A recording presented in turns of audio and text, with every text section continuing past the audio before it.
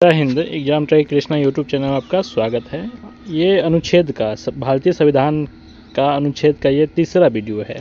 इससे पहले 2 वीडियो बना दिए हैं, आप लोग नहीं देखे हैं तो देख लीजिएगा। और टेलीग्राम का लिंक डिस्क्रिप्शन में डाला हुआ है, वहाँ से भी आप टेलीग्राम से जुड़ जाएगा, ताकि जो नोट्स हम तैयार कर रहे हैं आप लोग का, जो बिहार पुलिस का स्पेशल आपका ये एग्ज़ाम 2 बार हम निकाले हैं, तो हमें पता है कहाँ से क्वेश्चन आता है, आपका सिलेबस क्या है वो हमें पता है। आपके सिलेबस के अनुसार ये वीडियो बना रहे हैं, छोटा छोटा सा 10 मिनट 12 मिनट 15 मिनट छोटा छोटा सा, लेकिन जो भी वीडियो बना रहे हैं आपके एग्ज़ाम के पॉइंट ऑफ व्यू से बहुत ही इंपॉर्टेंट वीडियो बना रहे हैं। यदि आप अभी से लेकर के आप जब तक आपका एग्ज़ाम होता है तब तक यदि आप फॉलो करते हैं तो 100% आपका एग्ज़ाम निकलेगा, इसमें कोई दोहराई नहीं है। नोट्स हम तैयार कर रहे हैं, उस नोट्स से बाहर क्वेश्चन नहीं जाएगा, क्योंकि ये नहीं है कि जन्मघोटी हम पढ़ा दे रहे हैं, आपको पिया दे रहे हैं। जो सिलेबस है उसके हिसाब से पढ़ा रहे हैं, और यदि आप मेहनत करिएगा मेरे साथ तो एग्ज़ाम, यदि आपका यदि तैयारी अभी 0 है, आपका एग्ज़ाम 100% निकलेगा, कोई नहीं रोक सकता है। तो इसीलिए जो पढ़ा रहे हैं उसको पढ़िए बस। चलिए 2 वीडियो पीछे है, देख लीजिएगा। आगे 110 अनुच्छेद तक बता दिए थे, उसके बाद अनुच्छेद जो इम्पोर्टेंट है वो हम बता रहे हैं। देखिए 123 तक बताए थे। 124 में है उच्च न्यायालय, उच्चतम न्यायालय। उच्चतम न्यायालय का उल्लेख भारतीय संविधान के 124 में है, अनुच्छेद 124 में है, और उच्च न्यायालय का 214 में है। उच्च न्यायालय का 214 में है, ठीक है। आर्टिकल 124 आपको ध्यान रखना है, जो कि आपके एग्ज़ाम में आएगा एकदम। यदि आर्टिकल से क्वेश्चन आएगा और यदि उच्च न्यायालय से कोई भी अनुच्छेद आएगा तो 124 पूछा जाएगा। उसके बाद है कि 127 याद रखना है आपको। आर्टिकल 127 तदर्थ न्यायाधीशों की नियुक्ति, यानी कि एडहॉक। एडहॉक किसको कहते हैं कि जैसे कि अभी मुंबई हाई कोर्ट अपनाया है कि जो भी जज रिटायर हो जाते हैं तो उनको फिर से कुछ टारगेट दिया जाता है कि ये केस को देखना है, इतना केस को ख़त्म करके फिर आपको हटा दिया जाएगा। उसको वेतन जो भत्ता है सभी चीज़ मिलता है जब तक वो केस देखते हैं। तो वही एडहॉक हो गया, यानी कि तदर्थ न्यायाधीशों की नियुक्ति, यानी एडहॉक न्यायाधीश की नियुक्ति आर्टिकल 127 में है। ये 2 आर्टिकल आपका है, 124 और 127। 124 है उच्चतम न्यायालय के न्यायाधीश, और 127 है कि तदर्थ न्यायाधीशों की नियुक्ति, यानी कि उच्चतम न्यायालय के एडहॉक जज। एडहॉक जज 127 और उच्चतम न्यायालय के स्थापना 124 याद रखिएगा। ये तो क्वेश्चन आता है उच्चतम न्यायालय से आर्टिकल यदि पूछेगा तो ये 2 ही आर्टिकल पूछेगा, इससे बाहर नहीं पूछेगा, ठीक है। आगे देखिए, आगे आपका है 139, ये भी नहीं पूछेगा। 143 है, 143 इंपॉर्टेंट है, जो कि ध्यान रखने का है।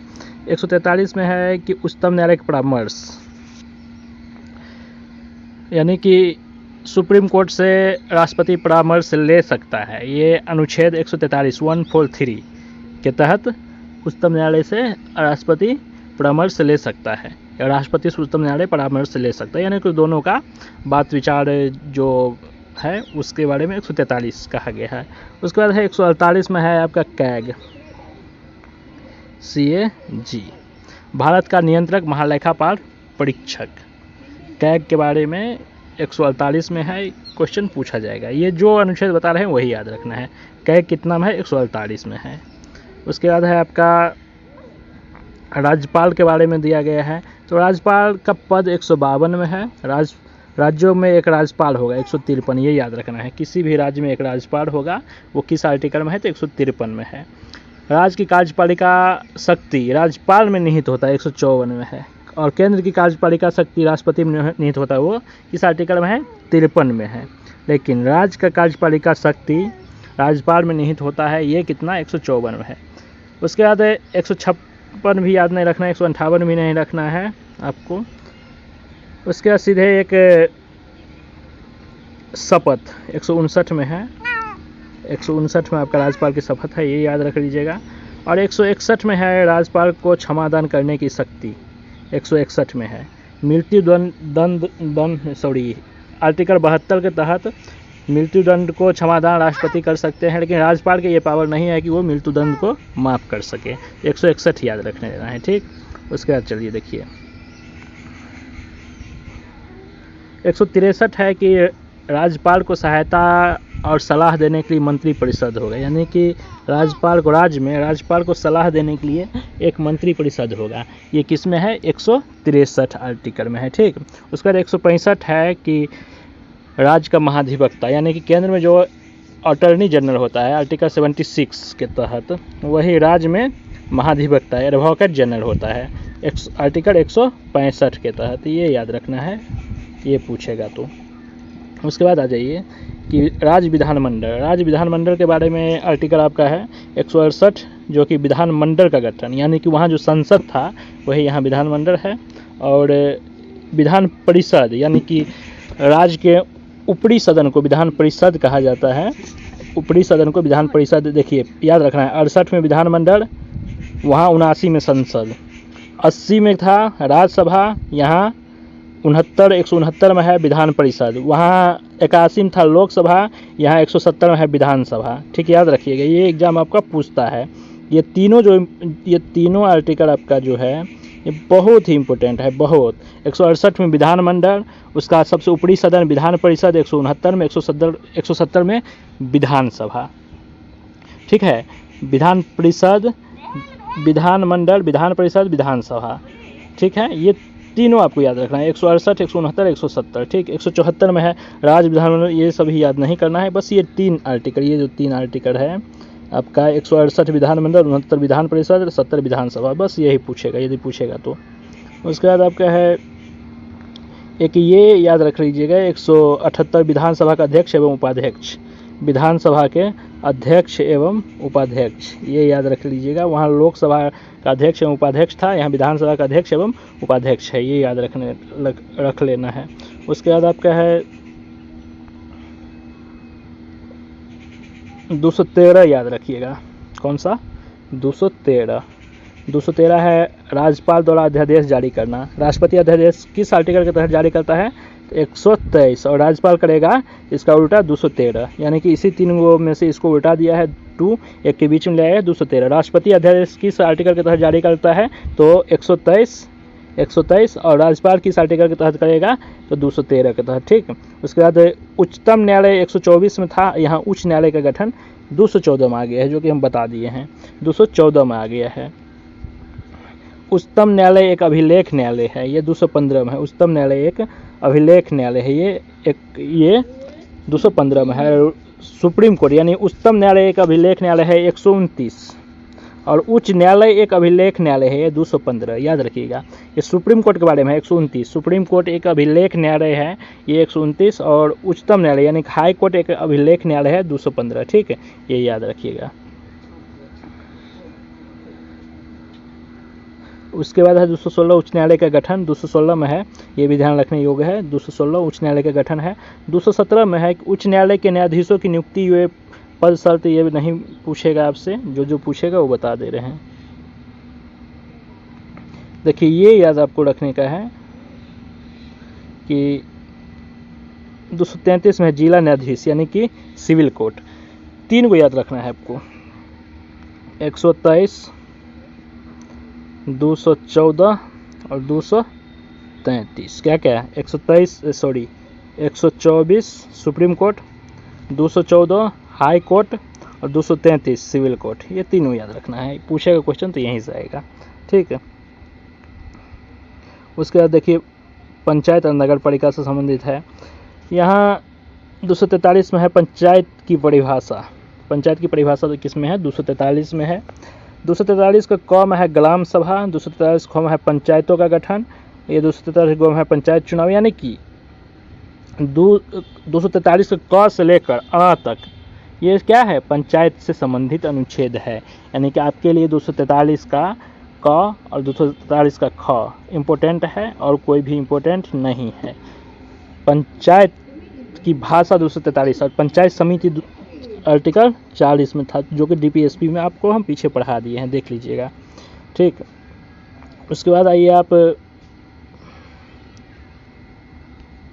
262 आपका है अंतर्राज्यीय नदी जल विवाद पर संसद का निर्माण। 262 उतना इम्पोर्टेंट नहीं है। 263 याद रखिएगा अंतर्राज्यीय परिषद, अंतर्राज्यीय परिषद का गठन 263 में है। भारत की सिंचित निधि 266 में है। ये दोनों याद रखना है, 262 नहीं पूछेगा आपसे, ये पूछेगा तो ये दोनों ही पूछेगा। 263 अंतर्राज्यीय परिषद और 266 भारत और राज्यों की सिंचित निधि, यानी सिंचित निधि 266 में है और आकस्मिक निधि 267 में। ये 3 गो आपका इम्पोर्टेंट है, 3 गो आर्टिकल जो है इम्पोर्टेंट है। कौन सा? 263, 266 और 267। 263 हो गया अंतर्राज्यीय परिषद, 266 सिंचित निधि और 267 आकस्मिक निधि। यही क्वेश्चन पूछेगा यदि पूछना होगा तो। उसका 280 याद रख लेना है, 280 में है वित्त आयोग, 280 में है वित्त आयोग, ठीक है, राज्य वित्त आयोग 280 में है, ये याद रखिएगा, ठीक। उसके बाद आपका 300 का क में है संपत्ति का अधिकार। एक विधिक अधिकार था जिसको हटा करके संपत्ति का अधिकार को 300 कम रखा गया है। पहले संपत्ति का अधिकार 19 के F में था, उसको हटा करके 42वां संविधान संशोधन के द्वारा इसको 300 को और भाग 12 में रखा गया है। ये याद रखने की जरूरत नहीं पूछता है। 312 में अखिल भारतीय यानी कि यूपीएस अखिल भारतीय सेवाओं का सृजन 312 में है। 315 में है संघ एवं राज्य लोक सेवा आयोग यानी यूपीएससी बीपीएससी 315 में है। 316 में है, वो छोड़िए, 312 आपको अखिल भारतीय सेवा का सृजन और 315 संघ एवं राज्य में लोक सेवा आयोग होगा, वो आपको याद रखना है। उसके बाद 324 आ जाइए।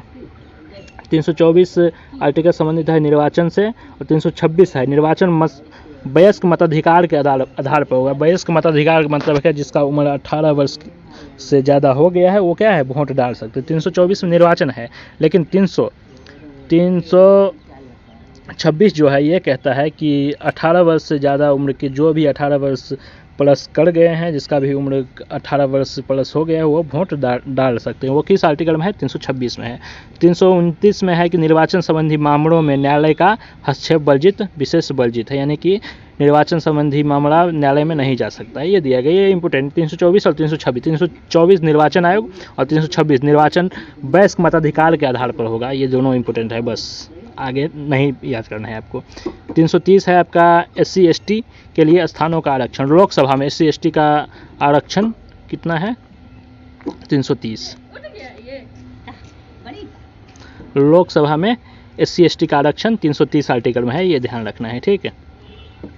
उसके बाद आइए 331 है लोकसभा में आंग्ल भारतीय यानी कि जो एंग्लो इंडियन था उसका मनोनीत किया जाता था एंग्लो इंडियन को लोकसभा में आर्टिकल 331 के तहत, लेकिन इसको अब 104वां संविधान संशोधन के तहत 104वां संविधान संशोधन के तहत इसको हटा दिया गया है, जो कि लोकसभा में 2 एंग्लो इंडियन का नियुक्ति राष्ट्रपति करते थे और राज्यसभा में 12 करते थे, इसको अब हटा दिया गया है। कौन सा संविधान संशोधन करके? 104वां संविधान संशोधन करके, ये याद रखिएगा। पहले लोकसभा में आंग्ल भारतीय यानी कि एंग्लो इंडियन का प्रतिनिधित्व 331 के तहत था, लेकिन 104वां संविधान संशोधन करके मोदी सरकार इसको हटा दिया गया है। अब लोकसभा में कोई भी एंग्लो इंडियन का नियुक्ति नहीं होगा, ठीक। 332 में राज्य विधानसभा में SC ST के लिए स्थान आरक्षण।